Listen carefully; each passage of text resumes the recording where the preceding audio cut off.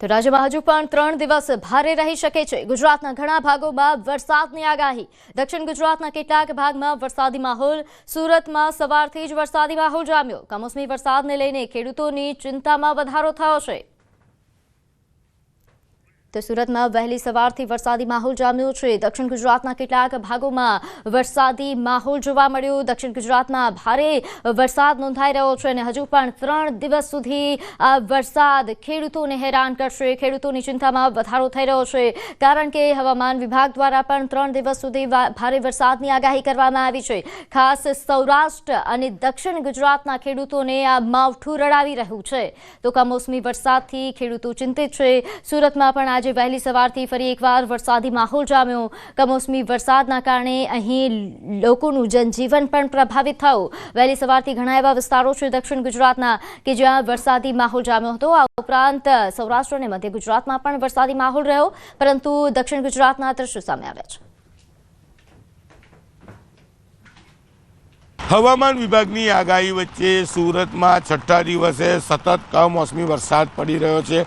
દ્રશ્ય જોઈ શકાય છે જે રીતે હવામાન વિભાગની આગાહી વચ્ચે સુરતમાં કાળા ડિબાંગ વાદળો વચ્ચે વરસાદ વરસી રહ્યો છે। ચોક્કસ સુરતના લોકોને બફારો અને ગરમીથી મોટા અંશે રાહત મળી છે।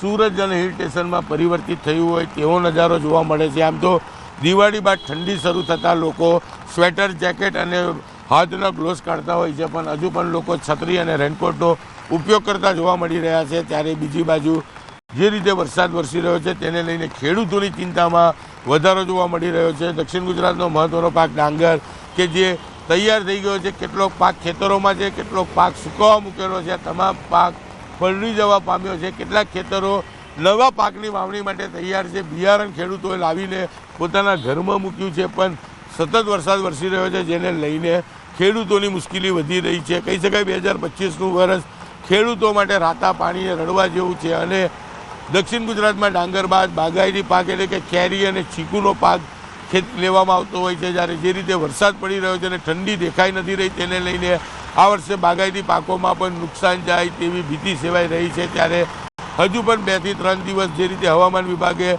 કમોસમી વરસાદની આગાહી કરી છે તેને લઈને ચોક્કસ ખેડૂતો સાથે તંત્રની ચિંતામાં વધારો જોવા મળી રહ્યો છે। કેમેરામેન જીગર ગુગલ સાથે કીર્તેશ પટેલ, ન્યૂઝ 18 ગુજરાતી, સુરત।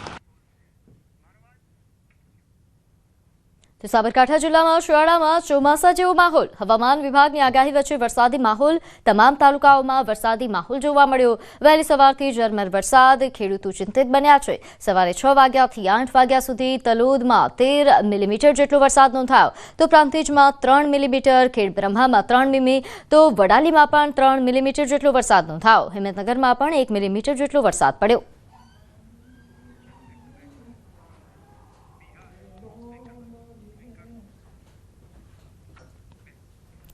આગળ વાત કરીએ બિહારના છપરામાં ચક્રવાત મોન્થાના કારણે પડેલા વરસાદને લઈને શહેરમાં વરસાદી પાણી ભરાયા। છપરામાં ગત દિવસમાં પડેલા ભારે વરસાદના કારણે શહેર પાણીથી ભરાઈ ગયું હતું। 1 અઠવાડિયાના પ્રયાસો બાદ શહેરમાંથી પાણી કાઢી નાખવામાં આવ્યું, પરંતુ હવે ચક્રવાત મોન્થાએ ફરી એકવાર આવી જ પરિસ્થિતિ ઊભી કરી છે। સવારથી શરૂ થયેલા ભારે વરસાદના કારણે શહેરના રહેણાંક વિસ્તારોમાં પાણી ભરાઈ ગયા છે। વરસાદના કારણે લોકો માટે રોજગાર ધંધા પર જવું મુશ્કેલ બન્યું।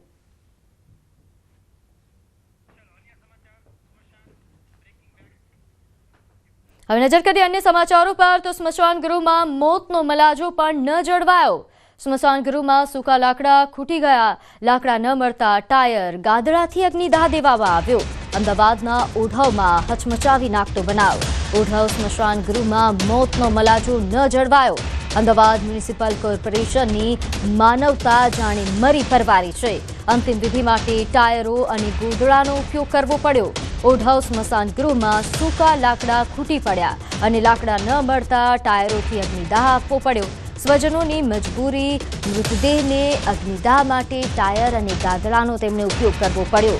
ઓઢવ સ્મશાન ગૃહમાં મૃતકની અંતિમ વિધિ માટે આવેલા સ્વજન હિતેશ માળીએ અમદાવાદ મ્યુનિસિપલ કોર્પોરેશન પર રોષ ઠાલવ્યો। ટાયર, ગોદડાથી અગ્નિદાહ આપતા 4 કલાક જેટલો સમય અંતિમ વિધિ માટે થયો।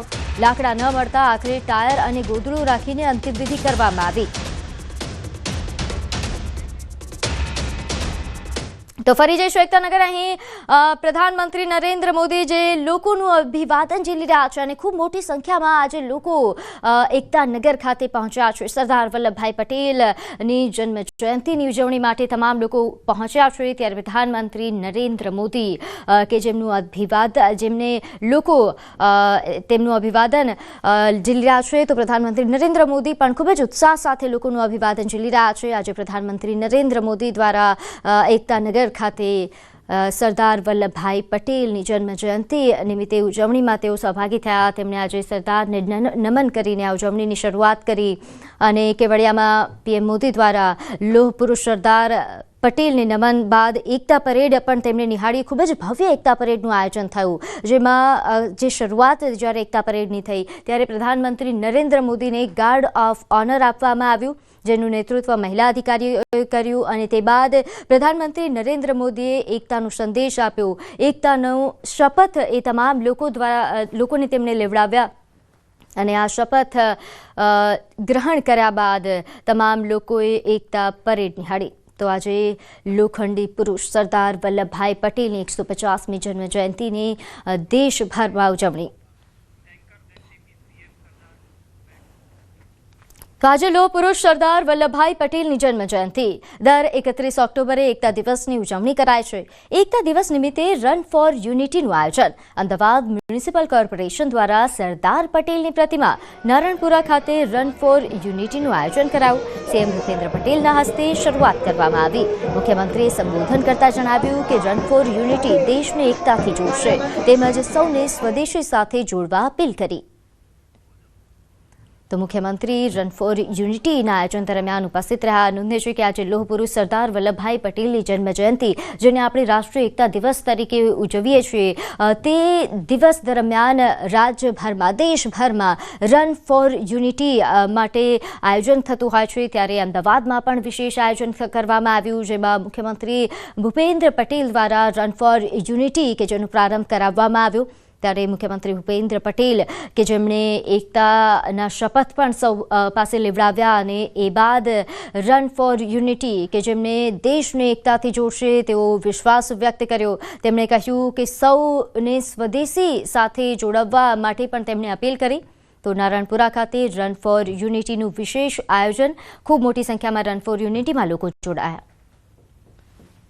સરદાર સાહેબને આદરપૂર્વક યાદ કરીને આપણે સૌ પ્રતિજ્ઞા લઈએ કે જ્યાં હોઈએ ત્યાંથી દેશની એકતાનો, અખંડિતતાનો સંદેશ આત્મસાત કરીશું.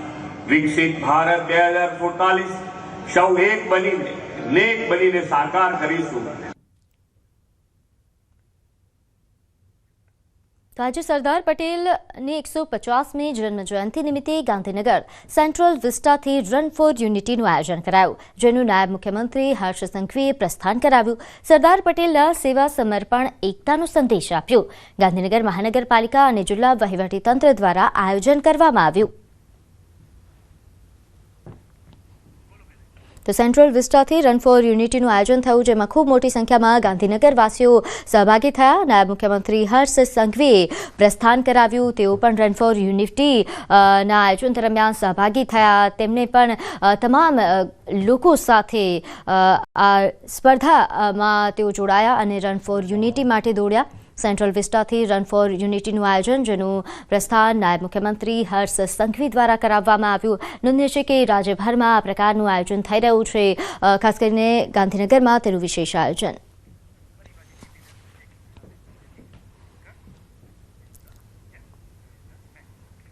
સમાચારમાં આગળ વાત કરીએ. સ્મશાન ગૃહમાં મોતનો મલાજો પણ ન જળવાયો. સ્મશાન ગૃહમાં સૂકા લાકડા ખૂટી ગયા. લાકડા ન મળતા ટાયર અને ગોદડાથી અગ્નિદાહ આપવામાં આવ્યો. અમદાવાદના ઓઢવમાં હચમચાવી નાખતો બનાવ સામે આવ્યો છે. ઓઢવ સ્મશાન ગૃહમાં મોતનો મલાજો ન જળવાયો. અમદાવાદ મ્યુનિસિપલ કોર્પોરેશનની માનવતા જાણે મરી પરવારી છે. અંતિમ વિધિ માટે ટાયરો અને ગોદડાઓનો ઉપયોગ કરવો પડ્યો.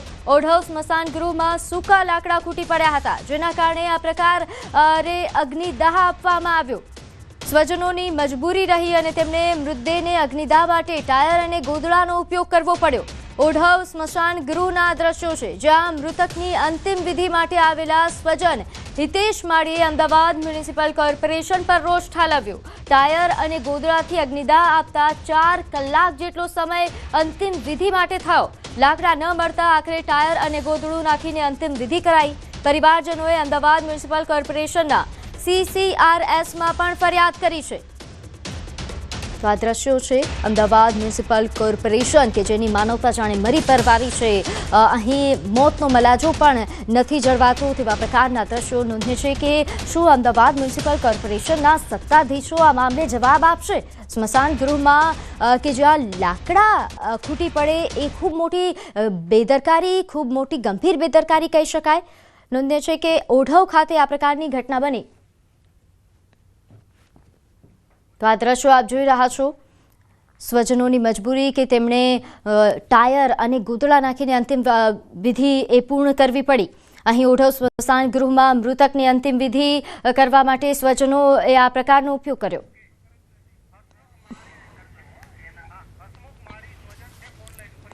ત્યારે આ મામલે જે સ્વજન મૃતકના છે તે આપણી સાથે જોડાઈ ગયા છે. હસમુખ માળી, હસમુખભાઈ, આપ અમારી સાથે જોડાયા તે બદલ આપનો આભાર અને આપનું સ્વાગત છે. અને સાથે પહેલાં તો આપના દુઃખમાં અમે સહભાગી છીએ અને જે પ્રકારની આ ઘટના બની, આખરે શું ઘટના હતી અને વિસ્તારથી જણાવશો? હા, થયું ને સાહેબ બેન, એવું થયું કે કાલે વરસાદ થોડો હતો, બરોબર, અને લગભગ અમે 11 વાગે અરથી લઈને ત્યાં ઓઢવ સ્મશાન ગ્રહ પહોંચ્યા. તો એમાં થયું એવું કે વરસાદ થી અમે લાકડા લીધા. અમે તો પેલા કહ્યું કે જાઓ લાકડા લેતા હોય, એટલે અમારે બધા છોકરાઓ અને જે સગા સંબંધીઓ ડાઘુઓ આવ્યા હતા એ બધા લાકડા લઈ અને એ ત્યાં સ્મશાનનું જે તંબુ બનાવેલું છે એમાં લાઈન મૂક્યા. અને પછી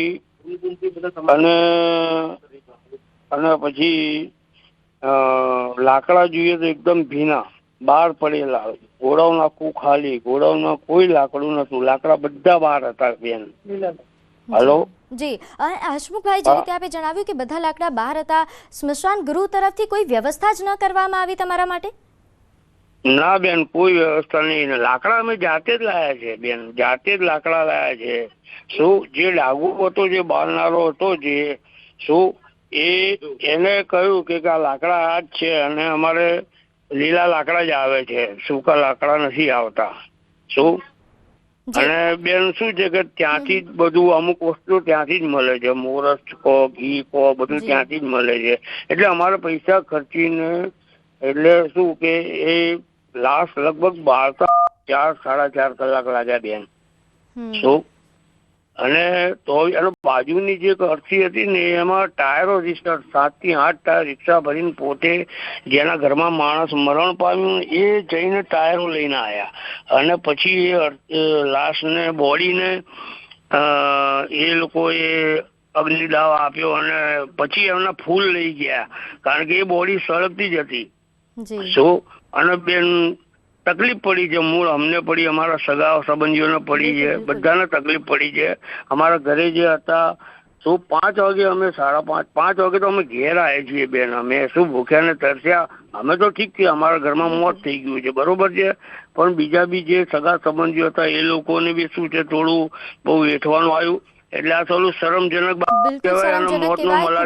નિંદનીય કહી શકાય. હસમુખભાઈ, સત્તાધીશો પાસેથી આપ કેવા જવાબની ઈચ્છા રાખો છો? શું આપે ફરિયાદ કરી છે? હા, ફરિયાદ તો કરવી પડે ને બેન. આજે ત્યાં રિસ્પોન્સિબલ કોઈ જવાબ ના આપે અમને, એટલે અમને આમ લાગી આવ્યું કે આટલું કરીએ, આ છેલ્લી અંતિમ ધામ કહેવાય કે માણસ મરે તો એને સંતોષ નથી મળતો બેન. તો હવે આનાથી વધારે શું શરમજનક કહેવાય? શું આ બધા એસી ઓફિસોમાં, બધે ચેમ્બરોમાં બેસી અને મોટી મોટી વાતો કરે છે, નકામું કહે. અમે તો રિયાલિટી, મારા ઘરમાં તો મોત થઈ છે બેન, મારા ઘરમાં મોત થઈ છે બેન. આપનું દુઃખ અમે સમજી શકીએ છીએ. હસમુખભાઈ, કેટલો સમય થયો ફરિયાદ કર્યાને? શું કોઈ જવાબ મળ્યો? ફરિયાદ કાલે કરી છે બેન, કાલે જ અમારે ત્યાં સ્મશાન ગયા ને કાલે જ ફરિયાદ કરી છે બેન. એટલે આટલો સમય વીતી જવા છતાં તમને કોઈ જવાબ નથી મળ્યો? નહીં, નથી મળ્યો બેન, જવાબ બી નથી મળ્યો, કશું નહીં. અમારો જવાબ નથી જતો. હવે શું છે, જે બી આવે ને એ લોકો નેક્સ્ટ ટાઈમ એમને તકલીફ ના પડે અને એમને આજે પૈસા આપવા છતાં બી આજે કોર્પોરેશન આટલું પ્રોવાઈડ ના કરી શકતી હોય તો એમને ખરેખર બહુ આનાથી વધારે શું નિંદનીય કહેવાય બેન. હું તમને શું કહું, હવે આ છેલ્લી અંતિમ ધામ કહેવાય કે જેને બધાને ત્યાં જવાનું છે. શું અમીર હોય કે ગરીબ બધાને ત્યાં જવાનું છે, પણ બીજાઓને તકલીફ ના પડે. આખા અમદાવાદમાં જોડાવાનું છે બેન. અમદાવાદમાં ક્યાં ક્યાં પ્રોબ્લેમ છે, શું ક્યાં શું છે, બધું આ નાની વાતો નથી, આ મોટી વાત છે, પાયાની વાત છે, ખૂબ મોટી વાત છે અને ખૂબ નિંદનીય બાબત છે. તમારા પરિવાર પર શું વીતી હશે સૌ કોઈ સમજી શકે છે, પરંતુ અમદાવાદ મ્યુનિસિપલ કોર્પોરેશન કે જેમની જવાબદારી બનતી હતી આ મોતનું મલાજુ જાળવવાની એ જાળવી નથી શક્યા. તેમની નિંદા કરવી જ પડે અને આ સત્તાધીશો પાસેથી આપણે જવાબ પણ મેળવીને જ રહીશું. આ ઉપરાંત હસમુખભાઈ, વિસ્તારના કોઈ આગેવાન શું આ મામલે આગળ આવ્યા છે? આગેવાનો દ્વારા કોઈ પ્રયત્ન કરવામાં આવ્યો તમારા વિસ્તારમાંથી? આગેવાનમાં મને મારા મામાના છોકરાએ મને કહ્યું કે એક ભાઈનો ફોન આવ્યો હતો કે આ તમારી ફરિયાદ પાછી ખેંચી લો. પણ બેન હવે પાછી કેવી રીતે ખેંચી આવે, કારણ કે જે હકીકત મારા સગા સંબંધીઓ મારા ઘરના વેઠ્યું છે, શું ફરિયાદ તો પાછી ખેંચવામાં ના આવે ને બેન? ના જ આવે, બિલકુલ. હવે એવું ખોટું થોડું અમે કર્યું છે, આ રિયાલિટી છે, પેપર વિડીયો છે અમારી પાસે કે અમે કેવી રીતે લાશ ને બોડીને પેલું પંચમહાલ ભૂતિમાં વિલીન કરી છે.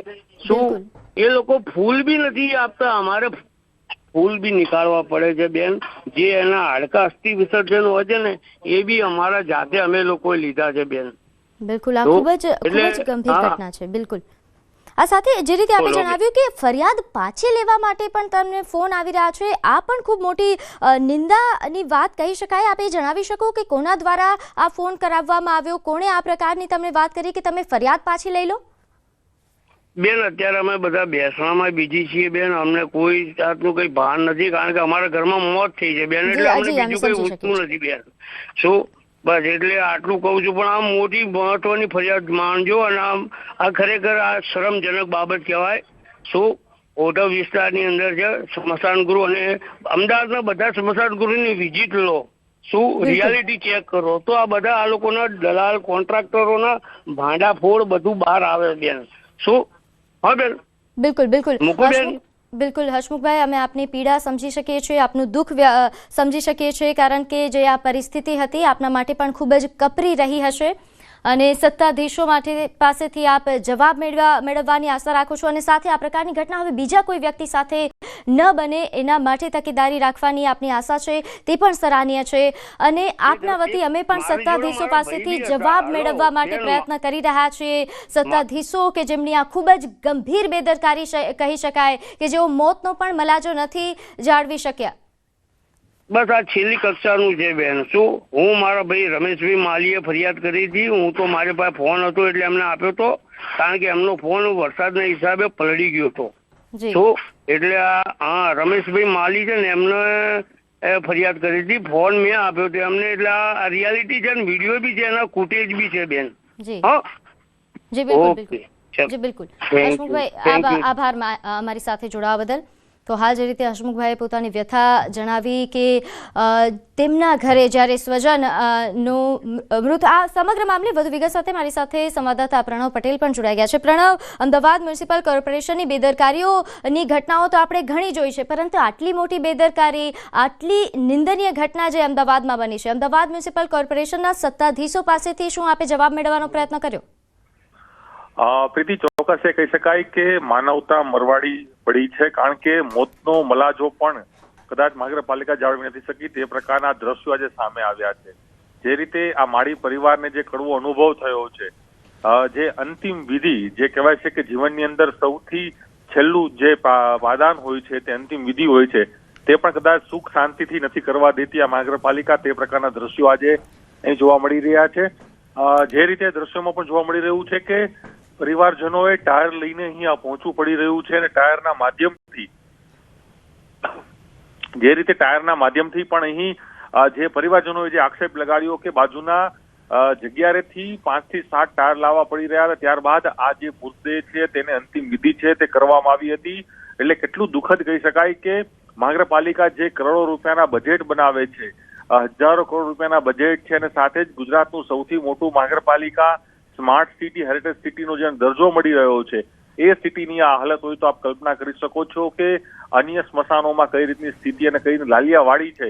તે ચાલતી છે, જે આ સ્પષ્ટપણે આ દ્રશ્યોમાં દેખાઈ રહ્યું છે કે કોઈની અંતિમ વિધિ થાય છે, અંતિમ વિધિમાં લાકડાઓ છે તે ખૂટી પડે છે અને લાકડાઓ જે મળે છે તે ભીના લાકડાઓ મળે છે અને તેના જ કારણે તે પરિવારજનોને ત્યાં પરેશાની વેઠવી પડે છે અને પરિવારજનો છે આ તે મજબૂરીથી ત્યાંથી પાસેથી જે ટાયરો કહી શકાય કે ટાયરો અહીં લાવે છે અને ટાયરના માધ્યમથી તેનો અંતિમ વિધિ કરે. કદાચ આ દુઃખદ ઘટના કહી શકાય, કદાચ જવાબદાર અધિકારીઓ કે સત્તાધીશોએ આના ઉપર ધ્યાન લેવું જોઈએ. ન્યૂઝીલેન્ડ આ જ અહેવાલ બતાવી રહી છે કારણ કે લોકોને ખબર પડે કે કઈ રીતની લાલિયાવાડી છે આ વિભાગોમાં. બિલકુલ પ્રણામ, આભાર માહિતી આપવા બદલ. આગળ વાત કરીએ, વડોદરા મલ્હાર પોઈન્ટ વિસ્તારમાં બબાલ સર્જાઈ. અહીં કાર અને મોપેડ ચાલક વચ્ચે માથાકૂટ થઈ. નજીવી બાબતે બંને વચ્ચે ઝપાઝપી થઈ. કલેક્ટર કચેરી બહાર બંને વચ્ચે હાથાપાઈ થઈ હતી. રસ્તા વચ્ચે બબાલ થતા લોકો પણ એકઠા થયા. પોલીસે સ્થળ પર પહોંચીને કાર્યવાહી કરી. તો વડોદરામાં બોલાચાલી બાદ બંને વચ્ચે હાથાપાઈ થઈ, જેને લઈને વધુ વિગત સાથે મારી સાથે સંવાદદાતા હાર્દિક જોડાઈ ગયા છે. હાર્દિક, આ મામલે શું વધુ અપડેટ? બિલકુલ, જો અપડેટની વાત કરીએ તો પોલીસે સમાધાનની પ્રક્રિયા જે છે તે હાથ ધરી છે અને ખાસ કરીને વડોદરા શહેરની વાત કરીએ તો ઘટનાઓ દિવસે ને દિવસે વધી રહી છે. કાયદો વ્યવસ્થાનો કોઈ જાતનો ડર નથી નાગરિકોને, એમ લાગી રહ્યું છે. કારણ કે આ ઘટના પરથી તમને અંદાજો આવી જશે કે કાર અને મોપેડ ચાલક જે છે તેઓ નજીક બોલાચાલી કરે છે અને ત્યારબાદ મામલો આખો જે છે તે હાથાપાઈ સુધી પહોંચી જાય છે. વડોદરા કલેક્ટર કચેરીની બિલકુલ બહાર જ છોટા હાથની મારામારીના દ્રશ્યો જે છે તે સર્જાયા હતા. જે રાહદારીઓ છે તેઓ વચ્ચે પડ્યા હતા, તેમને મધ્યસ્થી કરાવી હતી, પરંતુ બંને જે વાહન ચાલકો છે તેઓ કોઈને ગાંઠતા ન હતા. એના કારણે આજે આખરે પોલીસને બોલાવવી પડી હતી અને ત્યારબાદ પોલીસે બંને વચ્ચે સમજાવટ કરાવીને આગળની કાર્યવાહી જે છે તે હાથ ધરી છે. બિલકુલ, આભાર માહિતી આપવા બદલ. રાજકોટમાં ગેંગવોરના આરોપીઓની હવે ખેર નથી. આરોપીઓના ગેરકાયદેસર બાંધકામો પર બુલડોઝર ફરશે. મુર્ગા ગેંગ અને પેન્ડા ગેંગના કુખ્યાતો સામે કડક પગલાં. જૂના ગુનામાં જામીન કેન્સલેશનની પ્રક્રિયા હાથ ધરાશે. તો આરોપીઓ હથિયાર ક્યાંથી લાવ્યા તે અંગે પણ તપાસ શરૂ કરાઈ છે. તો રાજકોટમાં થયેલી ગેંગવોર મામલે આ મહત્વના સમાચાર. હવે આ આરોપીઓની ખેર નથી. તેમના બાંધકામો પર બુલડોઝર ફરશે. આ ઉપરાંત તેઓ હથિયાર ક્યાંથી લાવ્યા તે અંગે પણ તપાસ શરૂ કરવામાં આવી છે. સાથે તેમના પર થયેલા જૂના ગુનામાં પણ જામીન કેન્સલેશનની પ્રક્રિયા હાથ ધરાશે. મુર્ગા ગેંગ અને પેન્ડા ગેંગ કે જેમની વચ્ચે ગેંગવોર સર્જાઈ હતી, ફાયરિંગની જે ઘટના બની હતી, સામસામે ફાયરિંગ કરવામાં આવ્યું, તે મામલે આ મહત્વના સમાચાર. તો આગળ વાત કરીએ, વડોદરામાં સરપંચની દારૂની હાટડીઓ સામે કાર્યવાહી. સાવલી તાલુકાના તુલસીપુરા ગામના સરપંચની પહેલ. ગામની મહિલાઓને સાથે રાખીને તેમણે મિશન પરાક્રમ શરૂ કર્યું. દેશી દારૂ ગાળવાની ભઠ્ઠીઓ પર રેડ કરી. સરપંચે દેશી દારૂની હાટડીઓ પર તવાઈ બોલાવી. મહિલાઓએ દારૂનો અડ્ડો ચલાવતા લોકો સામે લાલ આંખ કરી. સરપંચે જિલ્લા પોલીસની પોલ ખોલતું આ કેમ્પેઇન શરૂ કર્યું. સરપંચે સોશિયલ મીડિયા પર પણ આ વિડીયો શેર કર્યો છે અને પોલીસની પોલ ખોલી દીધી છે.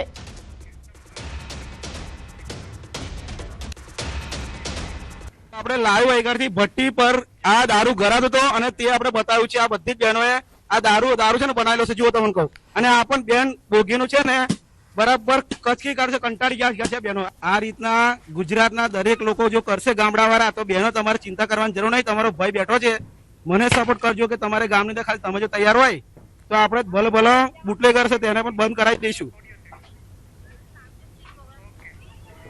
તો આ સામે ભઠ્ઠી હતી, સામે બતાવો. અને આ બેન જો આર્ય ભાઈ, આ ભાઈ આવો એક મિનિટ.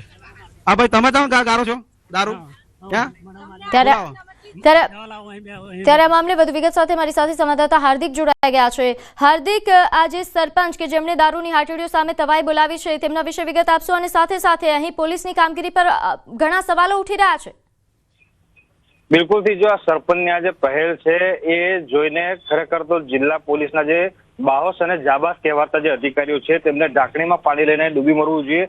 કારણ કે તમે એક અંદાજો લગાવો કે સાવલી તાલુકામાં કઈ હદે દેશી દારૂની હાટડીઓ ચાલતી હશે કે સરપંચની સાથે સાથે જે ગામની મહિલા તેમને આખરે પોલીસનું કામ કરવું પડ્યું છે. ખરેખર આ સમાજ માટે અને પોલીસ વિભાગ માટે ખૂબ જ શરમજનક ઘટના કહી શકાય। સરપંચે સોશિયલ મીડિયામાં કેમ્પેન શરૂ કર્યું છે અને કેમ્પેન થકી જે નાગરિકો છે તેમને જાગૃત કરવાનો, ઉજાગર કરવાનો પ્રયત્ન જે છે તે સરપંચ કરી રહ્યા છે। મિશન પરાક્રમ અંતર્ગત એક કેમ્પેન શરૂ કરાયું, જેમાં આ સરપંચ છે તેમના દ્વારા ગામની મહિલાઓ જે છે તેમને સાથે રાખવામાં આવી અને જે દેશી દારૂની હાટડીઓ સાવલી તાલુકાના અલગ અલગ ગામોમાં ચાલે છે ત્યાં રોજે રોજ દરોડા જે છે તે આ ટીમ જે છે તેમના દ્વારા પાડવામાં આવે છે અને ત્યારબાદ આખી જે તેમનો દરોડા હોય છે તેનો આખો વિડીયો બનાવીને સોશિયલ મીડિયા પર અપલોડ જે છે તે કરવામાં આવે છે। ઉલ્લેખનીય બાબત છે કે સરપંચ ઘણા દિવસોથી આ કેમ્પેન ચલાવી રહ્યા છે, પરંતુ દાખલો બેસે પ્રકારની કોઈ પણ જાતની કાર્યવાહી જે છે તે જિલ્લા પોલીસ દ્વારા કરવામાં નથી આવી। એના કારણે અનેક સવાલો જે છે તે ઉઠવા પામી રહ્યા છે। ત્યારે આ જે મિશન પરાક્રમ છે તેને સાવલી પોલીસ એટલે કે જે સ્થાનિક પોલીસ છે તેની કામગીરી પર પણ અનેક સવાલો જે છે તે ઉભા કર્યા છે। પ્રીતિ, બિલકુલ હાર્દિક, આભાર માહિતી આપવા બદલ। અમદાવાદના સોલા વિસ્તારમાં પોલીસે ગેરકાયદેસર રીતે વસવાટ કરતી 17 બાંગ્લાદેશી મહિલાઓની ધરપકડ કરી। તપાસમાં જાણવા મળ્યું કે ઘણી મહિલાઓ 4 વર્ષથી રહેતી હતી તો ઘણી 10 દિવસ પહેલા જ આવી હતી અને બાંગ્લાદેશમાંથી એજન્ટ મારફતે માત્ર 5000 રૂપિયામાં પ્રવેશ મેળવ્યો હતો। પોલીસને તેમની પાસેથી બાંગ્લાદેશી ઓળખપત્ર મળી આવ્યા છે, સાથે જ IMO નામની મોબાઈલ એપ્લિકેશન પણ મળી આવી છે, જેના થકી તેઓ બાંગ્લાદેશના સંપર્કમાં રહેતા હતા। તેમને લાવનારા એજન્ટો અને મકાન ભાડે આપનાર માલિકો સામે પણ કાર્યવાહી શરૂ થઈ। તો ગેરકાયદેસર વસવાટ મામલે આ મોટી કાર્યવાહી, ભાડે મકાન આપનાર માલિકો સામે પણ કાર્યવાહી કરાઈ છે। આ 17 જેટલી બાંગ્લાદેશી મહિલાઓ જે ગેરકાયદેસર તેમને પ્રવેશ મેળવ્યો। 17 જેટલી બાંગ્લાદેશની રહેવાસી જે મહિલાઓ જે છે એ મળી આવેલી હતી, એટલે સોલા પોલીસ સ્ટેશનના મહિલા કર્મચારી તેમજ આ બધાને સાથે રાખી એકબીજાને પૂછપરછ કરી અને વિશ્વાસમાં લીધેલા હતા। તો આમની પાસેથી પૂછપરછ દરમિયાન બાંગ્લાદેશની અંદર પોતાના ઓળખ કાર્ડના દસ્તાવેજી માહિતી મળી આવેલી હતી અને એવી હકીકત પણ જણાયેલી હતી કે જે આશરે 10 દિવસથી અમુક આવેલા હતા, તેમજ અમુક જે છે એક વ્યક્તિ તો 4 વર્ષથી અહીંયા અમદાવાદ શહેરની અંદર ગેરકાયદેસર રહેતા હોવાની હકીકત જાણવા મળેલી અને આ એક સોશિયલ મીડિયાની એક IMO એપ્લિકેશન જે ખાસ કરીને આપણે બાંગ્લાદેશની અંદર વધારે પ્રચલિત છે, એના દ્વારા આ બધા એકબીજાના સંપર્કમાં રહી અને માહિતીની આપ લે કરેલ હોવાની એવી પ્રાથમિક દ્રષ્ટિએ હકીકત મળી આવેલી હતી।